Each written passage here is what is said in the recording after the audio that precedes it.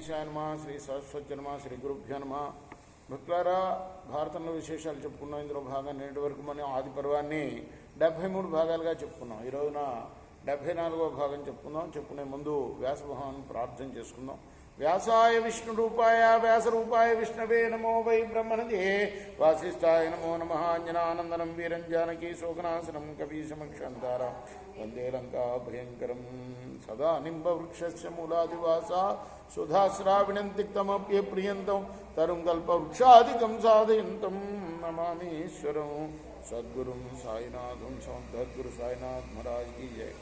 వైశంపాయనుడు చెప్తున్నాడు జన్మేజయ మహారాజుకి, ఈ ఇక్ష్వాకు వంశంలో పుట్టి మహాభిషుడు అని ప్రసిద్ధికెక్కిన ఒక రాజు ఉండేవాడు. అతడు 100 రాజసూయ యాగాలు చేసి బ్రహ్మగారి దగ్గరికి వెళ్ళాడు. ఆ సమయంలో దేవతలందరూ కూడా బ్రహ్మ దగ్గరికి వచ్చారు. ఆ సమయంలోనే గంగానది కూడా బ్రహ్మ దర్శనానికి వచ్చింది.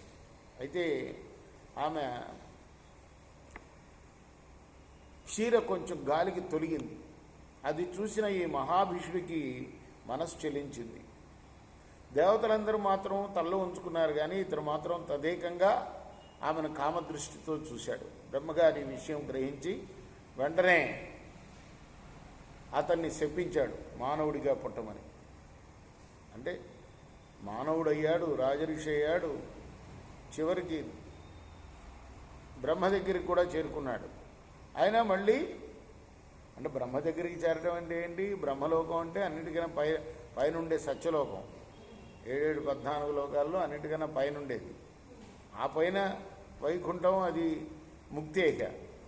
ఇన్ని లోకాల పైకి చేరుకున్నాడు. అటువంటి వాడు మళ్ళీ కిందకు వచ్చేసాడు, భూలోకం మీద పడ్డాడనమాట. మానవుడిగా పడవమని చెప్పించాడు ఆయన.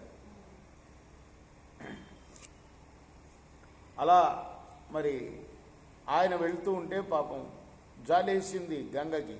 అయ్యో, నా మీద మనసు పడ్డాడు కదా అని తను కూడా మనసు పడి భూమి మీదకి రావాలని వస్తూ ఉంటే దారిలో వసువులు కలిశారు.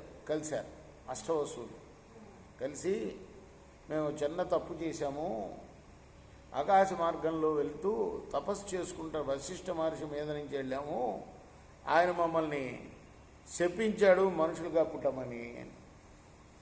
మేము మానవ కాంత కడుపున పుట్టము, నువ్వు ఆ గంగతో అంటున్నారంట. గంగ కనపడేవాళ్ళు, నీ కడుపులో పుడతాము, నువ్వు వెంటనే మమ్మల్ని నదిలో పడేసేయి, మేము త్వరగా మా స్థానాలకు చేరుకుంటామని అన్నారు. అయితే ఆమె ఒక కండిషన్ పెట్టింది, నేను ఎంతో మనసు పడి ఒక రాజుకు భార్య ఇవ్వాలని అనుకుంటున్నాను, మరి ఆ రాజుకు సంతానం లేకపోతే ఎట్లా అంటే వాళ్ళు అన్నారు, మా అంశంలో ఒక్కొక్క అంశతో వదులుతాం, 8 అంశాల్లో ఒక అంశాన్ని వదులుతాం. ఆ అష్టవసువుల యొక్క 8 అంశాలు కలిసి, మా అష్టవసువుల యొక్క 8 అంశాలు కలిసి ఒక అంశగా మారుతాడు, ఒకటిని వదులుతాం అని అన్నారన్నమాట. ఆ విధంగా మరి వరం ఇచ్చారు గంగకి అష్టవసువులు. ఆమె కూడా మరి అలానే మానవ లోకంలోకి వచ్చింది. వస్తే అప్పుడు అక్కడ ప్రతీపుడనే మహారాజు తపస్సు చేసుకుంటూ ఉన్నాడు. ఏమి ఆయనే అనుకున్నది, అంటే ఆయన పోలికలు ఉన్నాయి కాబట్టి మహాభిషుడే అనుకున్నది. అనుకొని ఆయన కుడి తొడ మీద కూర్చున్నది. ఆయనని వివాహం చేసుకోమని అడిగింది. అమ్మ, కుడి తొడ మీద కోడలికి అర్హత ఉంటుంది, సంతానానికి అర్హత ఉంటుంది, కూర్చుండే అర్హత, కాబట్టి నిన్ను నేను పెళ్లి చేసుకోను, నా కొడుక్కిచ్చి పెళ్లి చేస్తాను. సరే అన్నది ఆమె. ఆ కొడుకు మరి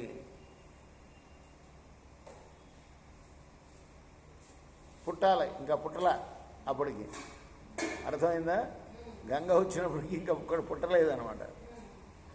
ఆ తర్వాత వాళ్ళకి సంతానం లేకపోతే తపస్సు చేశారు 2 భార్యాభర్తలు కూడా. ఆ తర్వాత ఆమె గర్భవతి అయింది. అది ఆ వృద్ధరాజ దంపతులకు ఆ మహాభీషుడే కుమారుడుగా పుట్టాడు. ఎవరైతే గంగను చేసుకోవాలో, గంగను వివాహం చేసుకోవాలి కదా, ఆ మహాభీషుడు పుట్టాడనమాట. ఆ తర్వాత మరి గతంలో ఆయన పెద్ద అయిన తర్వాత, పిల్లవాడు పెద్ద అయిన తర్వాత చెప్పాడు, గతంలో ఓ దివ్యకాంత నా దగ్గరికి వచ్చింది, ఒకవేళ ఆమె కనుక నీ దగ్గరికి వచ్చి పెళ్లి చేసుకోమంటే నువ్వు ఆమెను ఏమీ అడగకూడదు.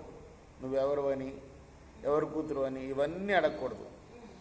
అలానే ఆమె ఏ పని చేసినా కూడా నువ్వు ఆమెను ప్రశ్నించకూడదు, నువ్వు ఆమెని భారీగా స్వీకరించు అన్నాడు. ఇక్కడ ఆపుదాం, రేపు కొనసాగిద్దాం మిగతా కథ. కృష్ణ.